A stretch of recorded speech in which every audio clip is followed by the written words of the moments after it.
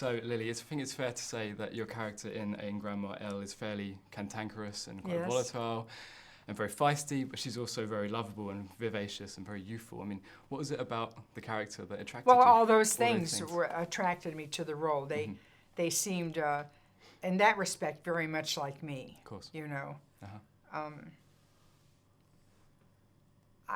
I don't want to. I'm starting to. It's like I'm going to applaud myself, but I mean, I'm in my mid-70s, and I don't feel as though I am, and I feel more like Elle than I feel like somebody who would be more aged and conservative and afraid to move around. Mm-hmm.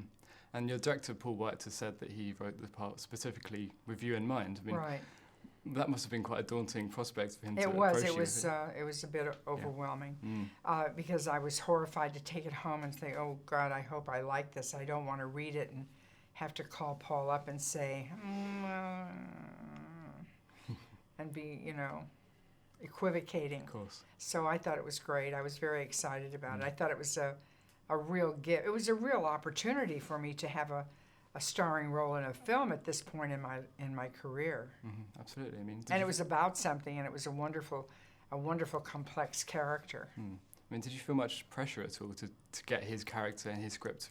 No, right? I mean, once I dove in, I felt like I was living it. I mean, of course, I wanted it to be what he wanted, as much as he wanted it to be, and but when you're working day to day, you're trying to fill it, and you hope you are. Mm-hmm. And because it's so quite closely linked to your real life persona, I mean, did you feel like you needed to change anything, or that you wanted to change anything in the only thing I was worried about was how the issue of abortion was treated, with a certain gravity, but not a huge controversial issue. It was a matter of choice in this instance, and I was worried about why Elle was broke, why she couldn't scrape up, at least have a credit card.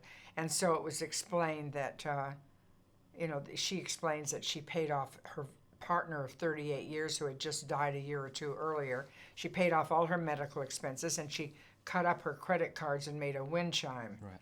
So that's a reminder not to get into debt. Mm-hmm.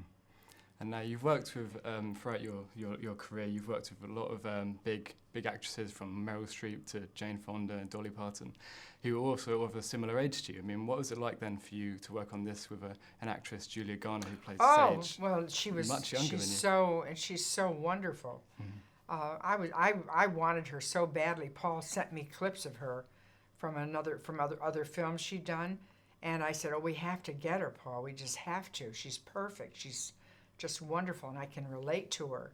And she was going to come to my office and meet me and everything. And I said, "Tell her she's not meeting me to be approved of. Tell her we want her to do the movie. Mm-hmm.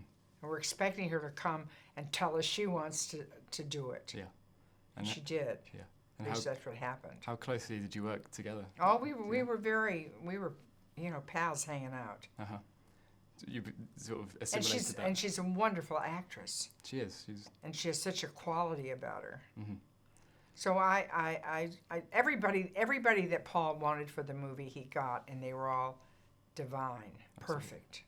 I understand the car in the film is yours as well. Yes, it's my old car, right? That 55. That must have been amazing to bring that into this film. And here's the thing: Paul was leaving one day, and he said, "I'm gonna go. I have to go look at an old car for Elle." And I said, "I have an old car. It's sitting in my driveway." And we went over there and looked at it, and he said, "Does it run?" I said, "Yeah, it runs great." Mm-hmm. Just like Elle did when she says the car was making a big knocking noise, and she says, "That's the way the car sounds." Mm-hmm. And what's remarkable about the film is, and especially your character in the film, is that it's an opportunity for you to play a leading role in an independent film, something you haven't done in maybe quite a while or whatever, maybe. I mean, and also you're a proper romantic lead as well in your own film as well. I mean, what was that like for you? Well, I thought it was a gift from Paul. Sure. For him to write this, and after we'd done Admission, and I totally enjoyed working with him and making that movie. And after we'd done what was expected of us, we went away, and he called me one day and said he wanted to talk about an idea he had, and I said, okay, good, you know, and we got together, and then he handed me a script 24 hours later or something, and he said, I wrote this with you in mind. And so it was, I'm not sure I'm going to answer you or if I even understand you, but so it was a wonderful, great thing. Mm-hmm. And finally, you're being talked, there's Oscar buzz around your performance. I mean, how does that feel? It feels good. Yeah. It feels nice. It's very friendly and affectionate, and but I don't pay too much attention to it. Sure. Mm-hmm. I don't want to be gobsmacked, as they say. Mm-hmm. Like, what? I didn't get nominated, you know. Mm-hmm. So you're glad that the performance is well received, that the film is well received. That's the first hurdle.